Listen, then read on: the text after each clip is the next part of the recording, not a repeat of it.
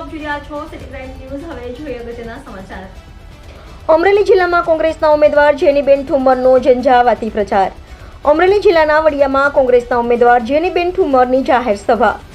કોંગ્રેસના ઉમેદવાર જેનીબેન ઠુમ્મરે ભાજપ પર કર્યા આકરા પ્રહારો। કોંગ્રેસના ઉમેદવાર જેનીબેન ઠુમ્મરે કોંગ્રેસને મત આપવા રજૂઆત કરી। મોટી સંખ્યામાં કોંગ્રેસના ઉમેદવાર જેનીબેન ઠુમ્મરની સભામાં લોકો ઉપસ્થિત રહ્યા। Reporter Raju Kariya, city crime news Vadia. આખા ગામમાં વાતો થતી હોય કે દેણામાં આવી ગયો છે। અત્યારે હું તમને આંગળી ઊંચી નહીં કરાવું, પણ અહીંયા એકથી લઈને છેલ્લો યુવાન બેઠેલો કે ઉભેલો હોય એના એક ઘરમાં દેણું ન હોય એવું આંગળી ઊંચી કરે, પણ નહીં કરાવું, પણ ન હોય એવી હું શરત લગાવું। એક ઘર લેણા વગરનું એક દેવામાં આ પ્રગતિ આપણી નથી, આ પ્રગતિ આપણી નથી। સરકાર આપણને સપના બતાવે છે, સરકાર આપણને ચિત્ર બતાવે છે, એ પ્રમાણેનું જીવન આપણું નથી ચાલતું। સવારે ઉઠીએથી લઈને રાત્રે સૂઈએ ત્યાં સુધી બે છેડા કેમ ભેગા કરીએ છીએ, કેટલી બચતો કરવા છતાંય છેલ્લે 25 તારીખ આવે ત્યારે હપ્તાના બચતા નથી।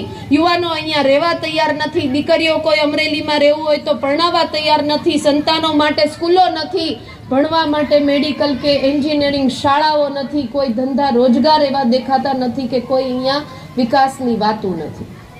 આના માટે મતદાન કરવાનું। 7 તારીખે મતદાન કરવા જાઓ ત્યારે બાટલાને પગે લાગીને જાજો। ઈનું ઈ સૂત્ર હું તમને કહું છું। હવે 10 વર્ષના વાણા વાઈ ગયા।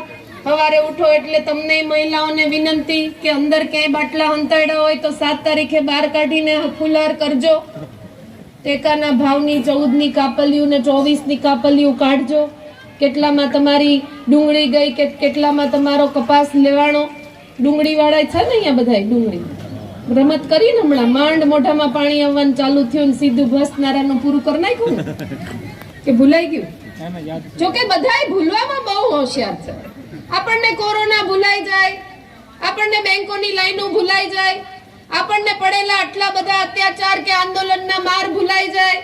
આપણા માટે ખેડૂતો આંદોલન કરે ને 700 થી વધારે ખેડૂતોનું મૃત્યુ થઈ જાય, શહીદી વહોરી લે, કારણ કે ખેડૂતો 3 કાળા કાયદાનો ભોગ ન બને એના માટે તો આપણને ઈ ભૂલાઈ જાય। પણ આ વખતે વિનંતી કરું છું 2 હાથ જોડીને કે આ બધા જે નાના બાળકો બેઠા છે ને એને ન ભૂલી જતા। એટલા માટે કે આ લડાઈ તમારા કોઈ માટેની નથી, એક પણ ભાજપ કોંગ્રેસ માટેની નથી, જેની ઠુમ્મરને સંસદ સભ્ય બનાવવા માટેની પણ નથી।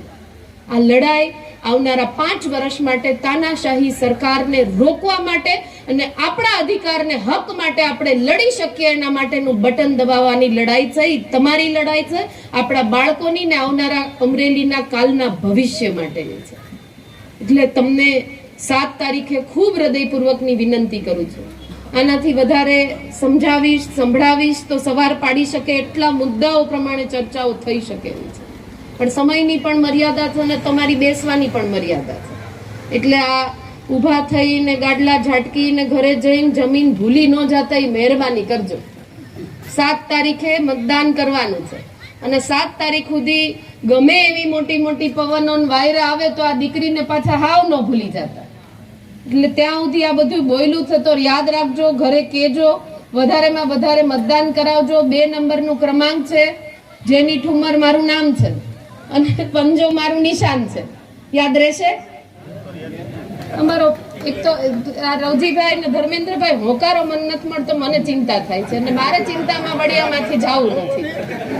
એટલે તમારે મને ચિંતામાં મોકલવી હોય તો હું ચૂપચાપ વહી જાઉં, ન મોકલવી હોય તો હોકારો હરખો આપો। એટલે ભૂલાશે કે નહીં ભૂલાય? આપ સૌનો ખૂબ હૃદયપૂર્વકનો ધન્યવાદ। આમ તો વડિયાથી બીક બહુ લાગ્યા કરે, કારણ કે ક્યારે હું થઈ જાય એ ખબર નથી રહેતી, પણ આ વખતે મને ખબર રહે ને મને કોઈ બીવડાવી હોય એમ હું કહી દઉં ભાઈ રવજીભાઈ મેં કીધું તું એ પ્રમાણે કર્યું પાળ્યું, એવી આશા તમારી પાસે રાખું છું। આપ સૌનો ખૂબ હૃદયપૂર્વકનો ધન્યવાદ।